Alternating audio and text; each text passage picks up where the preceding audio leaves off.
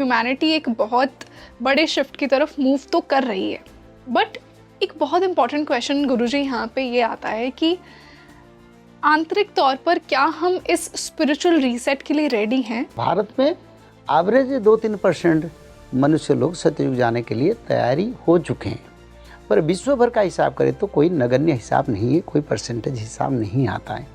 तो इसीलिए ये 2025 से 2032 तक ये संस्कार कार्य चलेगा। जब तक मानव सभ्यता को आपद नहीं आएगा तब तक मानव में परिवर्तन नहीं आएगा। माधव नाम जप के ऊपर ही भविष्य मालिका इतनी इंपॉर्टेंस क्यों देती है? माधव कल की है और कल की माधव है। माधव नाम जो भजेंगे उन्हीं की युग को उत्तीर्ण होंगे।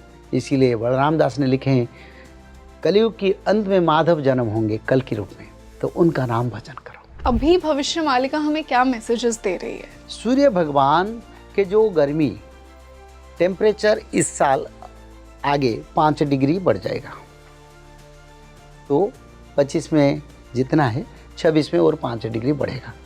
जो फ्लड पंजाब में देखे ना, उससे बड़ा फ्लड होगा, उससे बड़ा फ्लड। रेस्क्यू नहीं मिलेगा। रेस्क्यू कौन करेगा? कौन?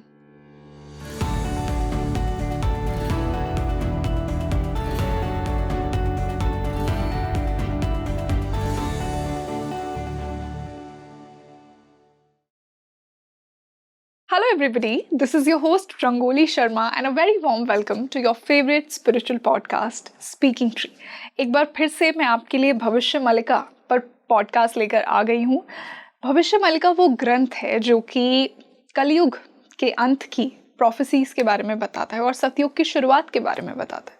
बहुत से लोग ये कहते हैं कि 2032 में फिर से सतयुग की शुरुआत होगी, बट क्या एक्चुअली में ह्यूमैनिटी इस शिफ्ट के लिए रेडी है? क्या हम इस स्पिरिचुअल रीसेट के लिए रेडी हैं? आज के पॉडकास्ट में हमने यही बात की है कि भविष्य मालिका हमें क्या चेतावनियां दे रही है और किस प्रकार हमें आने वाले समय के लिए प्रिपेयर करना चाहिए, कैसे खुद को उस पीसफुल माइंडसेट में रखना चाहिए। जब हमें इतना कुछ सुनने को मिलता है, इतना कुछ दुनिया में हो रहा है, तो हम हमारा इनर बैलेंस कैसे रख सकते हैं? और इसी बेहद खास डिस्कशन के लिए एक बार फिर से आज मेरे साथ भविष्य मालिका एक्सपर्ट और स्कॉलर जुड़ गए हैं। I would like to welcome Kashinath Mishra ji on Speaking Tree. गुरुजी, welcome back to Speaking Tree. बहुत अच्छा लग रहा है आज आपने फिर से हमें ज्वाइन किया। जय जगन्नाथ। जय जगन्नाथ। और स्पीकिंग ट्री को धन्यवाद।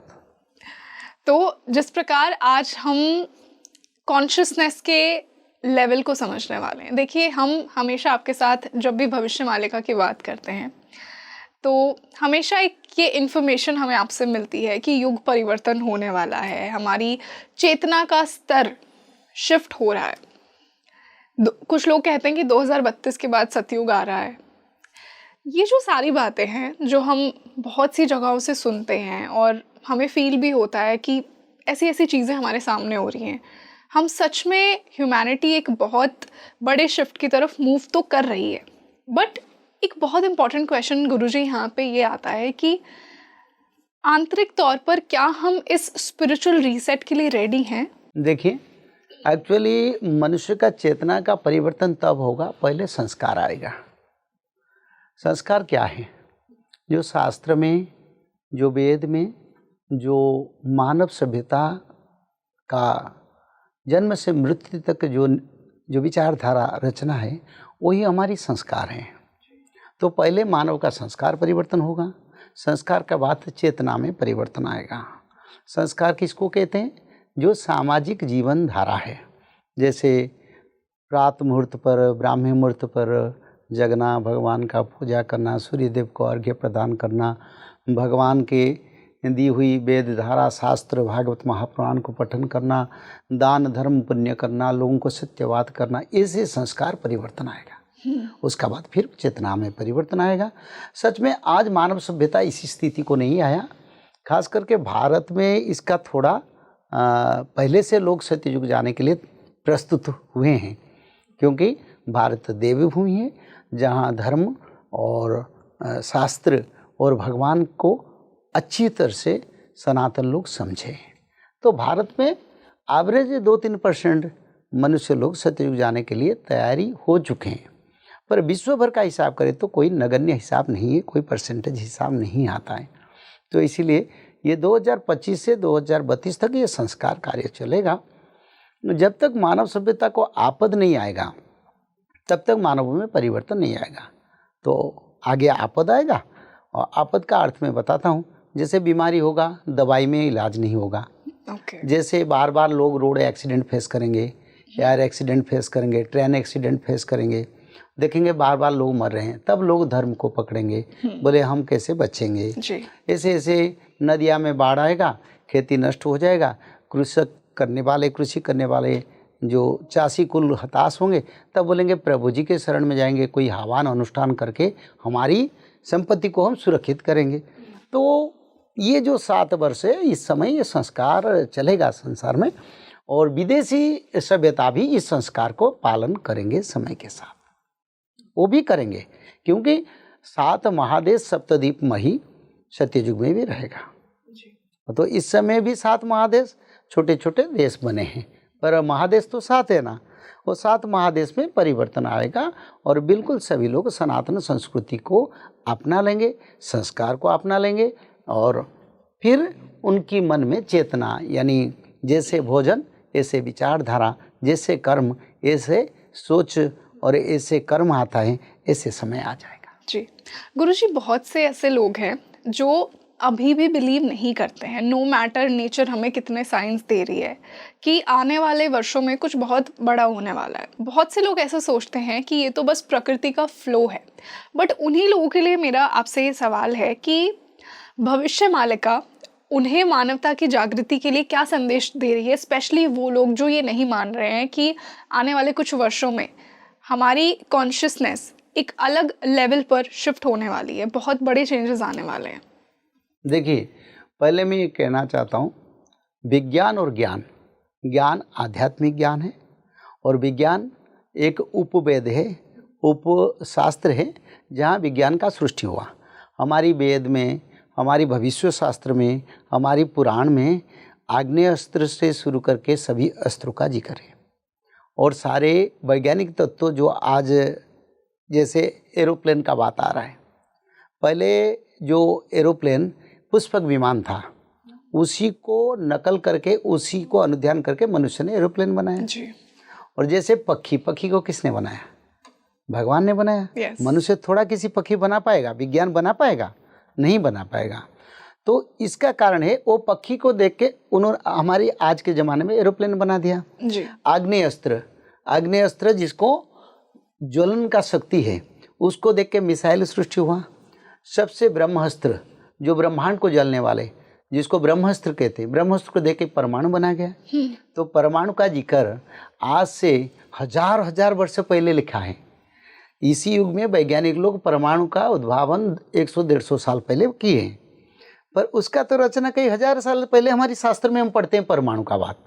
तो इसलिए विज्ञान कोई तत्व, यानी मानव का मृत्यु हुआ, उनकी डीएनए टेस्ट करेंगे क्यों मृत्यु हुआ, पर मानव को जो बनाया और मानव का डीएनए जो बनाया, वो मनुष्य और विज्ञान की बस में नहीं है। तो इसलिए विज्ञान जो तत्व बनाया उसको तो बना दिया, पर उसका जो सिक्योरिटी नहीं बना पाया। जैसे मैं बताऊं, भगवान ने इतने बड़ा ब्रह्मांड को सृष्टि किया जी, इतने बड़े समुंदर को सृष्टि किया, पर समुंदर में पानी का ऊंचा स्तर रहता है धरती से। आप अगर कैलकुलेशन करेंगे, समुंदर ऊंचा ही दिखाई देगा, पर जल कभी स्थलभाग को आता है। हाँ, कभी साइक्लोन अभी हो रहा है, इस समय कलयुग का अंत के कारण समुंदर किनारे लंघ रहे हैं, पर उससे पहले वो अपना स्थान पर रहता है।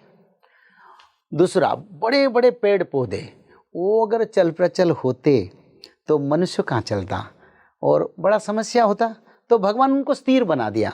इतने बड़े बड़े पहाड़ियाँ जिसमें जीवन है, जिसको भी पहाड़ देवता, जैसे गिरिराज है, जैसे हिमालय राज है, वो तो देवता है ना। तो वो क्या चल प्रचल होते हैं?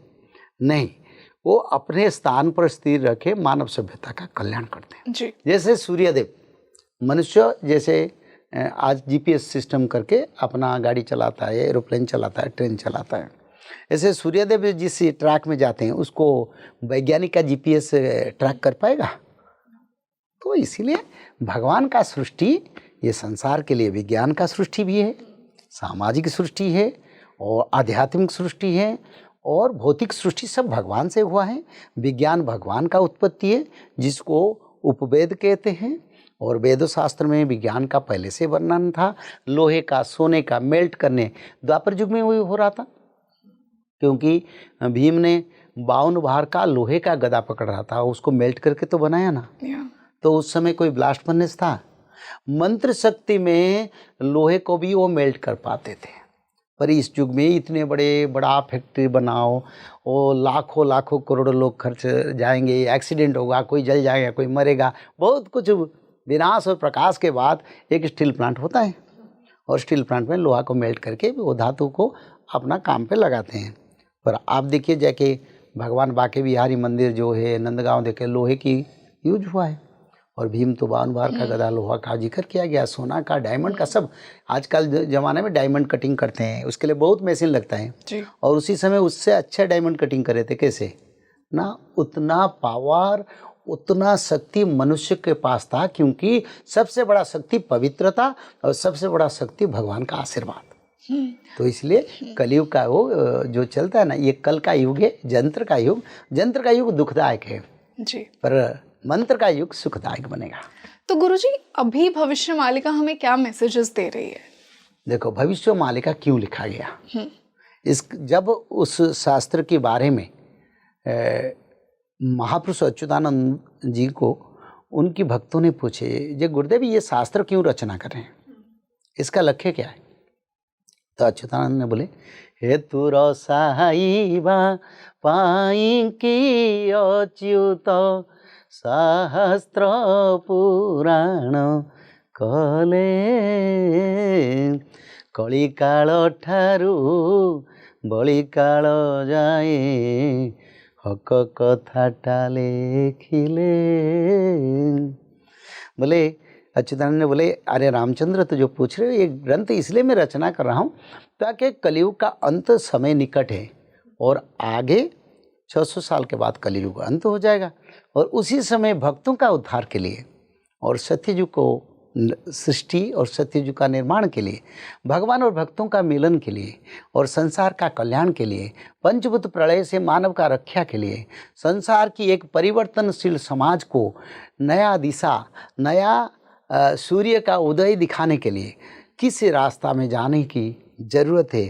तो एक तरफ से वार्निंग, दूसरी तरफ से उद्धार, तीसरी तरफ से समय की आकलन करना, कौन सा समय पर ये होगा, सब करके इसको मैं रचना कर रहा हूँ। और ये मनुष्य लोगों को सत्य युग में लेके पहुँचाएगा। और कौन जाएंगे ना, जो प्रभु जी के भक्त हैं ना, चारों युग का, वही भक्तों को दिशा दिखाएगा। तो गुरुजी यहीं से मैं ये जानना चाहूंगी कि 2025 तो खत्म होने वाला है, 2026 के बाद का जो युग परिवर्तन होगा वो किस प्रकार होगा? देखिए, और आपको क्या क्या दिख रहा है कि क्या होने वाला है? भविष्य शास्त्र में हमने लिखे हैं 2032 में युग परिवर्तन होगा, 26 में विनाश का सिम्टम बढ़ता जाएगा, 25 में किस प्रकार बढ़ेंगे सिम्टम और क्या क्या दिख रहा है आपको होता हुआ? मैं एक एक करके बताता हूँ जी। पहले सूर्यदेव से दिन शुरू होता है और दिनचर्या सूर्यदेव से भी समाप्त होता है। तो पहले ये बताऊं, सूर्य भगवान के जो गर्मी टेम्परेचर इस साल आगे 5 डिग्री बढ़ जाएगा। तो 25 में जितना है 26 में और 5 डिग्री बढ़ेगा। पर ये भी बताता हूँ, सभी स्थान पर नहीं बढ़ेगा।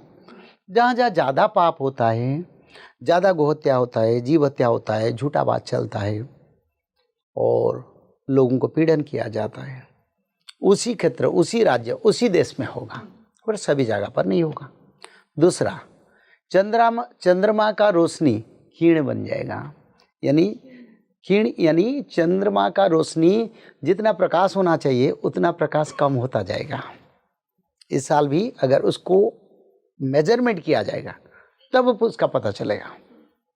और क्या होगा, मैं चंद्र सूर्य का बात किया, पंचभूत जल, अग्नि, भूमि, वायु, अंतरिक्ष, ये पंच तत्वों में बड़ा परिवर्तन मनुष्य लोग दिखेंगे। क्या दिखेंगे? जल का बात करता हूँ, नदियाँ उफान पर रहेंगे और जो बाढ़ आपने इतिहास में नहीं दिखे हैं वो इतिहास को तोड़ेगा। ओके। अगले साल का 26 का बात करते हैं ना। और क्या होगा, समुंदर बेबाजे, विदाउट साइक्लोन, विदाउट कोई कर्ज के बिना किनारे लंघेगा। लोग देखेंगे ये क्या हो रहा है। समुंदर तो हाँ, कोई साइक्लोन, टर्नाडो, टाइफून होता है तो, चक्रवात होता है तो आगे आता है, पर बिना कारण में समुद्र किनारे को लंघेगा, क्योंकि इस समय ही ऐसा है। और क्या होगा ना, आसमान से इतने बारिश होगा जिस बारिश पिछले साल का सभी रिकॉर्ड को तोड़ देगा। ओके। और मैदानी, पहाड़ी, रेगिस्तान में बादल फटने वाला बारिश होगा, लोग अतिष्ट होंगे और कृषि नष्ट हो जाएगा। गुरुजी, ऐसे कुछ ऐसे स्पेसिफिक ज्योग्राफिकल एरियाज हैं जहाँ पे ज़्यादा इफेक्ट पड़ेगा? बिल्कुल, जैसे? हमने बताया उत्तराखंड, उड़ीसा, बिहार, बंगाल बिल्कुल जल प्रलय की बड़ा चपेट में आएंगे। उत्तराखंड के साथ साथ हिमाचल भी रहेगा, पंजाब भी रहेगा, दिल्ली की कई क्षेत्र रहेगा, हरियाणा भी रहेगा, राजस्थान भी रहेगा और आसाम भी रहेगा। तो फिर बचेगा क्या? बचेगा कुछ कुछ क्षेत्र रहेगा, पर ये 5 जो बिहार, बंगाल, उड़ीसा, उत्तराखंड, हिमाचल, ये पूरा बिहार और पंजाब, ये पूरा जो फ्लड पंजाब में देखे ना, उससे बड़ा फ्लड होगा, उससे बड़ा फ्लड। रेस्क्यू नहीं मिलेगा। रेस्क्यू कौन करेगा? कौन करेगा? भगवान बचाएगा। नहीं, ये भी लिखा है शास्त्र में, जो भक्त है, जो त्रिकाल संध्या करेंगे, जो माधव का नाम भजन करेंगे, उनका रेस्क्यू देवता लोग करेंगे। आप बोलेंगे ऐसे कैसे होगा? 2 सवाल है यहाँ पे मेरे। पहला, आप हमेशा भविष्यमालिका की जब बात होती है, आप माधव नाम जप को ही पूरा इम्पोर्टेंस देते हैं। मान लीजिए किसी का इष्ट देवी है, किसी के इष्ट हनुमान जी हैं, किसी के इष्ट महादेव हैं, अगर वो उनका जाप करते हैं, उनका ध्यान करते हैं, तो क्या उनकी रक्षा नहीं होगी? माधव जाप पर ही क्यों बात की है भविष्यमालिका ने? सभी का इष्ट कौन है? The supreme soul. वो कौन है? वो सबके लिए अलग है। आदिदेव सबके लिए अलग है। अलग नहीं है। आदिदेव कौन है? आदिदेव से सभी देवताओं का सृष्टि हुआ, आदि माता से सभी देवियों का सृष्टि हुआ, तो वो कौन है? विष्णु है, भगवान महाविष्णु। और भगवान महाविष्णु कौन है? न माधव माधव विष्णु, माधव माधव हरि। जो माधव है वो विष्णु है, माधव हरि है। स्मरंत साधवा नित्यं सकल कार्य सुमाधव। यानी ब्रह्मांड के सभी कार्य में सफल होने के लिए सुमाधव का नाम जरूरी है। 2 आदिदेव, जिन्होंने ब्रह्मा देव को सृष्टि किए, जिन्होंने शंकर भगवान को सृष्टि किए, जिन्होंने दुर्गा माता को सृष्टि किए, जिन्होंने काली माता को सृष्टि किए, सभी देवता का उद्गम स्थल कहाँ है? भगवान विष्णु के शरीर से। ये कहाँ लिखा है गुरुजी? भागवत महापुराण में। गुरुजी, हर इष्ट, हर बोले मैं आदिदेव की... हूँ, मैं सनातन हूँ, मेरी इच्छा से सृष्टि होता है, मेरे इच्छा से देवता लोग को सृष्टि होते हैं, कर्म करते हैं, और वो मेरे इच्छा से मेरे शरीर में आके वो समा जाते हैं। उन लोगों का प्रलय भी होता है एक ब्रह्म प्रलय में, फिर मेरे शरीर में आके समा जाते हैं, फिर मैं नया सृष्टि निर्माण करता हूँ, जिस सृष्टि में देवताओं को अपना स्थान भी देता हूँ। पर गुरुजी, आपको नहीं लगता कि हर देवी देवता की पुराण उनको ग्लोरीफाई करती है, उन्हें कहती है कि देवी पुराण कही कि देवी ने सृष्टि बनाई है? देवी पुराण पहले सृष्टि नहीं हुआ। देवी पुराण सृष्टि हुआ आदि युग के बाद, जब माता पार्वती शंकर भगवान के विचारधारा में विवाह हुआ, उसका बाद देवी पुराण का सृष्टि हुआ। पहले देवी पुराण सृष्टि नहीं हुआ था, पहले महालक्ष्मी और महाविष्णु का सृष्टि हुआ था। तो इसीलिए आदिदेव, तुम आदिदेव पुरुष पुराण स्तमस्य विश्वस्य परं निधानम वित्तासी वेतं परं च धाम त्वया त्वं विश्व अनंत रूप महाविष्णु है। पर वायुर्जमो अग्नि वरुण शशांक प्रजापति त्वं प्रपिता महश्च। प्रजापति ब्रह्मा का पिता है, शंकर भगवान का पिता है। पर गुरुजी, मान लीजिए कि और शंकर भगवान का पत्नी माता देवी सती है कि सभी सेम फॉर्म्स हैं, मतलब माधव की ही फॉर्म है जैसा आप कह रहे हैं, लेकिन फॉर्म तो उन्हीं की है ना। अगर उनका ध्यान करते हैं तो भी बचाव तो होना चाहिए। माधव नाम जप के ऊपर ही भविष्यमालिका इतनी इंपॉर्टेंस क्यों देती है? अष्टबाहुरे अष्ट आयुध कलिसे से जन्म हेवे माधव माधव नाम को जेहूँ जपई जन्म मरण तो ताहार नाही। माधव नाम भजने के वाले को जन्म मृत्यु नहीं होगा, ये लिखा है भविष्य मालिका में। जो उड़िया में बोला ना, माधव नाम को जेहू जपई जन्म मरण ताहर नहीं, यानी उन्हीं की मृत्यु नहीं होता है जो माधव नाम भजन करेंगे। इतने बड़े आपद से रक्षा के लिए माधव नाम के सिवा और कोई चारा नहीं। पर गुरुजी सिर्फ माधव नाम ही क्यों, अगर सारे देवी देवता उन्हीं की फॉर्म में, यही मेरा सवाल है। प्रतयत ध्यायत विष्णु, सत्य युग में भगवान विष्णु का आराधना हुआ, त्रेता युग में किसका आराधना हुआ?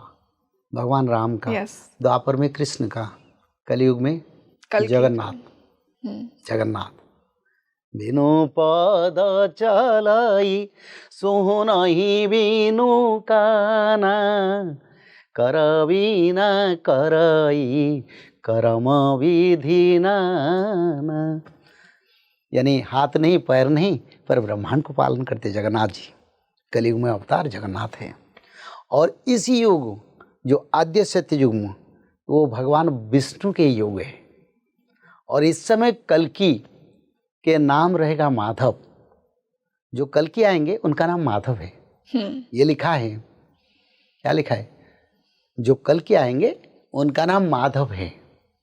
और जो मनुष्य माधव की शरण में जाएंगे उन्हीं का उद्धार होगा। कोई देवी देवता, कोई किसी का कार्य नहीं चलेगा, क्योंकि ये युग भक्त और भगवान का आदि विष्णु सनातन भगवान विष्णु माधव रूप में जन्म होंगे। और सभी देवता सिर्फ ब्रह्मदेव शंकर भगवान को छोड़ के नारद महामुनि तक मानव शरीर में साधारण मानव जीवन यापन भगवान के साथ करेंगे। तो इसलिए माधव कल्कि है और कल्कि माधव है। माधव नाम जो भजेंगे उन्हीं की युग को उत्तीर्ण होंगे। इसीलिए बलराम दास ने लिखे हैं, कलयुग की अंत में माधव जन्म होंगे कल्कि रूप में, तो उनका नाम भजन करो। इसीलिए उसका हम प्रचार करते हैं। और दूसरा, शास्त्र में लिखा है माधव नाम सबसे शक्तिशाली नाम है।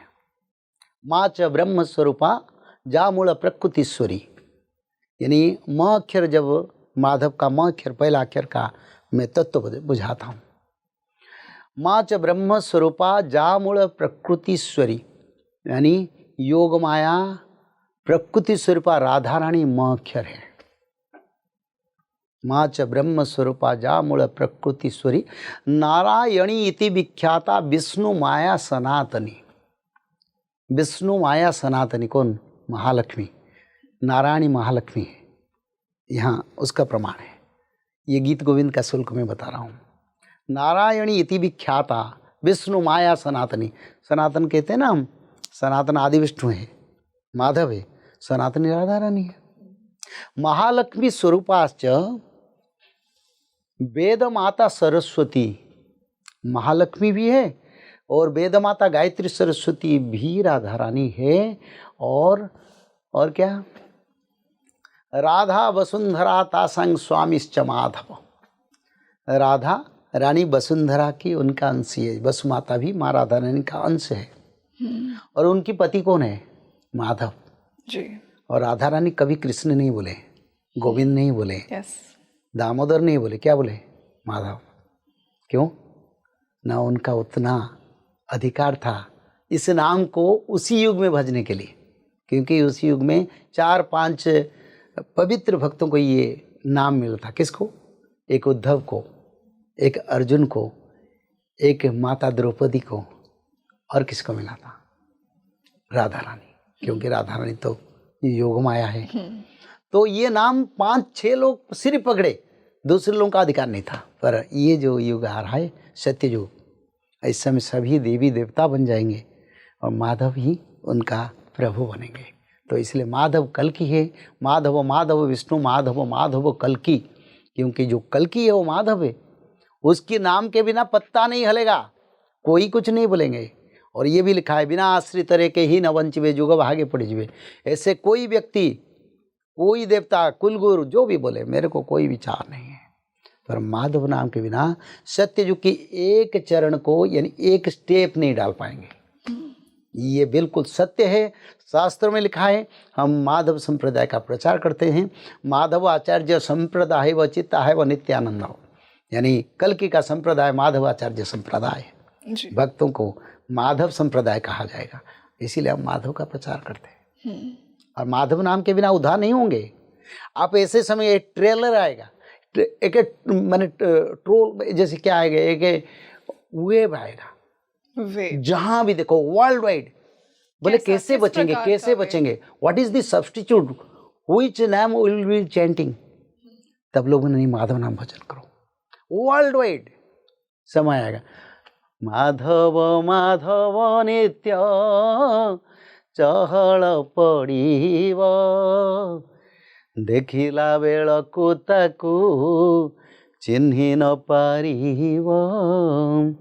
माधव माधव विश्व में वही नाम का प्रचार होगा और सभी लोग उसी नाम को भजन करेंगे। जिसको बोलेंगे, आज बोलते ना गुड मॉर्निंग गुड नाइट, कोई किसी को देखे जय माधव, ऐसे सारा विश्व भजेंगे। नहीं भजेंगे तो हम वचन भूल जाएंगे। बहुत से लोग तो अथीस्ट भी हैं, आप कह रहे हैं कि सभी लोग ऐसा नाम भजेंगे। बहुत से लोग हैं जो अभागा है, जिसका भाग्य में नहीं है, तो उसको क्या बोलूं। थोड़ा माधव मेरा कोई है, सबका है ना हो, ये थोड़ा मेरा है। मैं तो ब्राह्मण हूँ, मैं तो शास्त्र ही कहता हूँ, शास्त्र में जो लिखा है उसका प्रमाण भी रखता हूँ। तो किसको कड़वा लगे, किसको अच्छा लगे, मेरे में इसके मैं क्या कर सकता हूँ। मैं इतना कहूँ, जो भाग्यवान है वो माधव नाम पकड़ लेंगे, जो अभागा है इस नाम को नफरत करेगा और उनका गारंटेड विनाश का है। 3-4 साल समय देखता हूँ, ऐसे नफरत करने वाले लोग धरती पर रहने के लिए लायक नहीं है, जो माधव नाम का बिल्कुल बिल्कुल। क्योंकि भगवान विष्णु के सिवा धर्म नहीं है, भगवान विष्णु के बिना सभ्यता नहीं है, भगवान के विष्णु के बिना कोटि ब्रह्मांड भी नहीं है। तो मैं क्या बोलूँ। गुरुजी, आपको ऐसा क्यों लगता है कि बहुत से लोग अभी भी जो हमारे ग्रंथ हैं, जैसे भविष्य मालिका ही हो गई, इसको इतना सीरियसली नहीं ले रहे हैं? और स्पेशली ऐसे समय में मानव का क्या धर्म बनता है, जब हमारी चेतना एक दूसरे लेवल पर शिफ्ट होने वाली है आने वाले कुछ सालों में? क्या धर्म बनता है हमारा? ये लिखा है भविष्य मालिका, जुग जान कहे प्राणिता करन्ति दोष दियन्ति वृथाटारे, अच्युत वचन केही न पालिबे गाई बोलिबे थटारे। इसका अर्थ भी समझाता हूँ, बताइए। यानी युग परिवर्तन होगा। अच्युतानंद ने बोले युग परिवर्तन होगा, भविष्य मालिका का उसमें प्रचार होगा, पर मनुष्य लोग उसको एक्सेप्ट नहीं करेंगे। और मेरे जो विचारधारा जो प्रभु जी बता रहे हैं, मैं लिख रहा हूँ, उसको परिहास लोग करेंगे और बोलेंगे हाँ मालिका में लिखा था, एक हंसी करेंगे और उन्हीं लोगों का विनाश होगा। यही लिखा है जी। क्योंकि मालिका का शास्त्र के वाणी कभी अन्यथा नहीं होगा। मालिका क्या है, वो क्या है, उसको बताता हूँ। सत्ययुग में भगवान महाविष्णु और गरुड़ के बीच में गरुड़ संवाद हुआ था, यानी दोनों का विचार होता कलयुग के बारे में। और सत्ययुग का ग्रंथ को अच्युतानंद ने कलयुग में उसको पुनर्रचना की। त्रेता युग में भगवान राम, हनुमान जी, माता सीता के साथ सत्ययुग के बारे, कलयुग के बारे में, अंत के बारे में विचार हुआ था, उसको अच्युतानंद ने लिखे। द्वापर युग में माता रुक्मणी ने भगवान कृष्ण को कलयुग के अंत के बारे में पूछे थे, कैसे कैसे कलयुग का अंत होगा, क्या लक्षण मिलेगा। तो रुक्मणी गीता में द्वापर युग में भगवान बताए थे, उसका पुनरुद्धार करके अच्युतानंद जी ने लिखे। एक हरि अर्जुन संवाद, जहाँ अर्जुन और कृष्ण के संवाद विचार हुआ, वो लिखा है। तो शास्त्र गतानुगति के, यानी आदि युग से अभी तक चल रहा है, एक ही है। ये भविष्य मालिका शास्त्र आदि युग में भी रचना हुआ था, जो भगवान महाविष्णु की मुख से ऋषि मुनियों ने ब्रह्मदेव से सुन के लिखे थे। उसका पुनरुद्धार होता है समय के साथ। तो इसमें मालिका शास्त्र, अष्टादश पुराण, इसमें कुछ अलग नहीं, सब एक ही है। माँ लोग पढ़े नहीं इसलिए बोलते हैं ये अलग है, ये अलग है, कुछ अलग नहीं, सब ये सारे शास्त्र का एक ही अर्थ है। और यूजुअली भविष्य मालिका की लोग जब बात करते हैं तो इससे लोगों में एक भय भी आता है, तो क्योंकि इसमें ऐसे कुछ इवेंट्स लिखे हैं।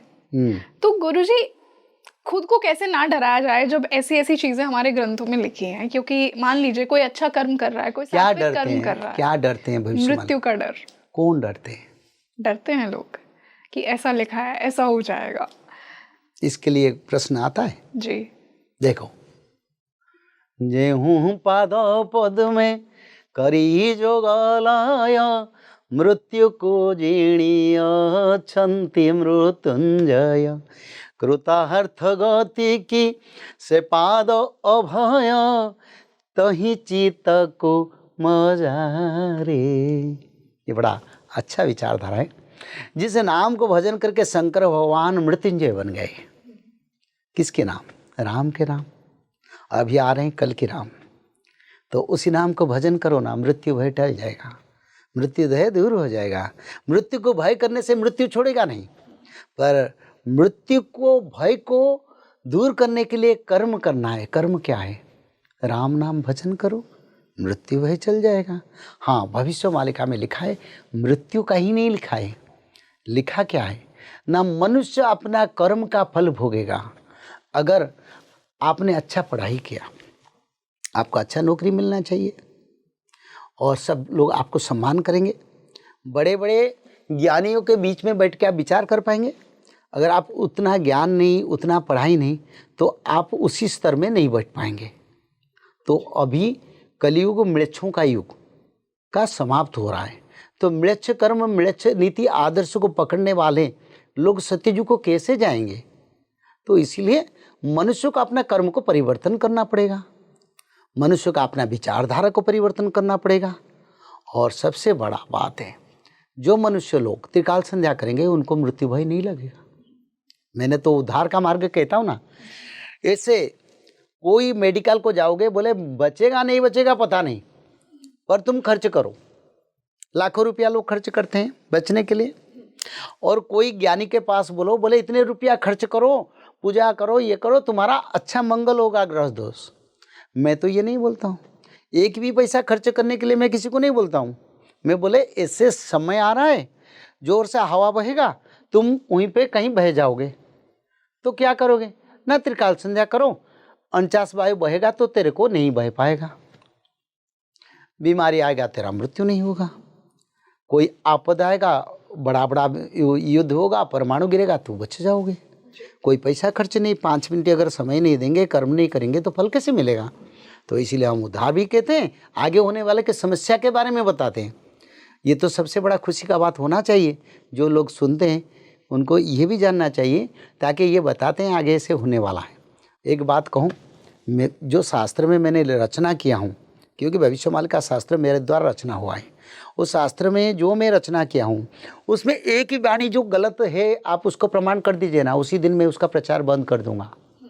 आप प्रमाण कर दीजिए ना, नहीं आपने बताए थे ये नहीं हुआ है, क्योंकि जो मैंने लिखा हूँ वो शास्त्रों से सृष्टि है और शास्त्र के तत्व को मानव सभ्यता का एक सरल भाषा में मैंने उसके सामने रखा हूँ।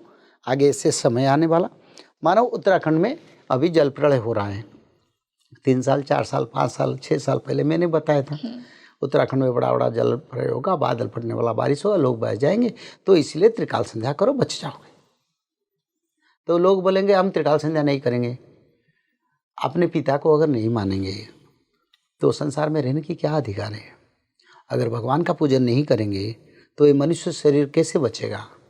जिस पंचभूत को शरीर है, ये शरीर में क्या क्या है? मिट्टी है, मिट्टी है ना, जल वायु अग्नि और अंतरिक्ष आकाश, ये सब मिलके एक पंचभूत का शरीर। खेती जल पावक पवन समीरा गगन समीरा पंचभूत ये मनुजो शरीरा। पंचभूत का तत्व जला देते हैं, फिर भस्म होके मिल जाता है। तो इसको जिन्होंने बनाया उनके लिए तो एक दिन प्रार्थना करेंगे ना। तो भय करने की कोई बात नहीं, मैं बताता हूँ, मालिका शास्त्र इसलिए लिखा है ताकि इससे होगा। और मैं समय भी देता हूँ 7 साल परिवर्तन के लिए। 7 साल? हाँ, अभी तो गुजरते गुजरते अभी 7 साल और समय है ना, 2032 तक। यस। हाँ, जो लोग का ज़्यादा पाप बढ़ गया है वो तो नहीं रहेंगे, जो लोगों का कम पाप है उन लोगों के लिए तो बचने की है भी मैं आशा भी देता हूँ ना, त्रिकाल संध्या करो। त्रिकाल संध्या करो, बच जाओगे। और जो त्रिकाल संध्या करेगा वो बोलेगा आज मृत्यु होने से भी भय नहीं लगेगा, क्योंकि हम तो रोज सुबह मृत्यु विचार करते हैं, आज मृत्यु हो गया, फिर कल सुबह का चिंता करते हैं। एक दिन का जीने का अधिकार से हम बचते हैं, फिर भी हम सबसे खुशी हैं, क्योंकि हमारा ना भविष्य, ना भूत, ना वर्तमान, ना भोजन का चिंता है, ना उपवास का चिंता है। खाना को मिले तो मिले, नहीं मिले भी कोई दुख नहीं जी। फटा चिरा वस्त्र मिले तो पहनेंगे, नहीं मिलेगा तो नहीं पहनेंगे। हमको कोई इसमें विचारधारा नहीं है, क्योंकि दुनिया को समझ चुके हैं और अपना स्थान को भी समझ चुके हैं, और मेरा कर्तव्य को मैं जान चुका हूँ, मेरा क्या करना है, तब मेरा दुख क्या है। जिन्होंने अपना जिम्मेदारी नहीं जाने उनको तो दुख आता है। तो इसलिए दुख करने की बात नहीं, डरने की बात नहीं, कर्म करो, क्योंकि जन्म मृत्यु किसी को कह के नहीं आता है। ऐसे बिना कारण एक लोग दिखाई देता था टीवी में, एक कोर्ट में जाके उन्होंने अपना गवाही बोला, फिर आते आते एक्सीलेटर को आ रहा है जो नीचे आने के लिए, वहीं से गिर पड़ा। कौन जाना था ऐसे हट्टा कट्टा इतने शक्तिशाली युवा, कोई कारण नहीं, मृत्यु हो गया। ये कारण क्या है? मालिका में लिखा था ना, मैंने भी उसको बताया था, रास्ता में कहीं ऑफिस में बैठते बैठते लोग गुजर जाएंगे, जिसको गुप्त मारुणी कहते हैं। आगे ऐसे बहुत मृत्यु देखेंगे। क्यों ना? मनुष्य पाप करता है, जो पुण्यवंत लोग उसको नहीं होगा। जो डरते हैं ना, मैं उनको बताता हूँ, जो अगर आपके पास पुण्य है, आप जीव हत्या नहीं करते, आप पराय का अनिष्ट नहीं करते हैं, आप संसार में भगवान का भजन करते हैं और सभी का कल्याण के लिए काम करते हैं, तो आपका मृत्यु क्यों होगा? अब पराय का अनिष्ट करके कितने दिन बचोगे? इसे सेग्रीगेशन है उसमें। गुरुजी, जाते जाते आप हमारी ऑडियंस को क्या मैसेज देकर जाना चाहेंगे, जिससे भविष्य मालिका जो ग्रंथ है उसका महत्व हमारे व्यूअर्स और समझें, other than just thinking of it as a book of science कि हमें वो भविष्य का साइन दे रही है। उसके अलावा डीप मैसेज क्या है भविष्य मालिका का? देखिए, फ्यूचर बताने के अलावा मैं इतना कहना चाहता हूँ जी। उड़ीसा के लिंगराज क्षेत्र में ध्वजा जल गया शंकर भगवान के। लिंगराज सभी ज्योतिर्लिंग लिंग के ऊपर वो लिंगराज है, यानी सर्वश्रेष्ठ शैव क्षेत्र है, जहाँ माता पार्वती और शंकर भगवान नित्य रास करते हैं। जैसे श्री वृंदावन में कृष्ण करते हैं, जैसे एकाम्र वन, एकाम्र भुवन, एकाम्र क्षेत्र शंकर भगवान, जहाँ आज उसको आधुनिक भुवनेश्वर कहते हैं। तो उसी क्षेत्र में शंकर भगवान का सबसे बड़ा क्षेत्र है। विश्व के सबसे बड़ा शंकर भगवान का मंदिर वहीं पर है, ऐसे बड़ा मंदिर कहीं नहीं है। तो उस क्षेत्र में शंकर भगवान का ध्वजा को वज्रघात हुआ और ध्वजा जल गया। शंकर भगवान का ध्वजा नहीं जल रहा है, सारा संसार में विश्व जलेगा, और विश्व युद्ध का संकेत है। तो इसीलिए मेरा यही विचारधारा है, सारा ब्रह्मांड में एक ही युग परिवर्तन की ओर जा रहा है। हम कलयुग में थे, झूठा बोल रहे थे और जीव हत्या कर रहे थे, सोना के प्रति हमारा आकृष्टता था और कामना वासना में डूब रहे थे और जीव मारण कर रहे थे। अब वो नहीं चलेगा। तो इसीलिए ये जो पंच तत्व है, जहाँ कलयुग का स्थान था, उस स्थान को मनुष्य तोड़ दे, यानी उसको परित्याग करे, उसको बद्ध करे, ताकि मनुष्य लोगों को सत्ययुग भावधारा को आना पड़ेगा।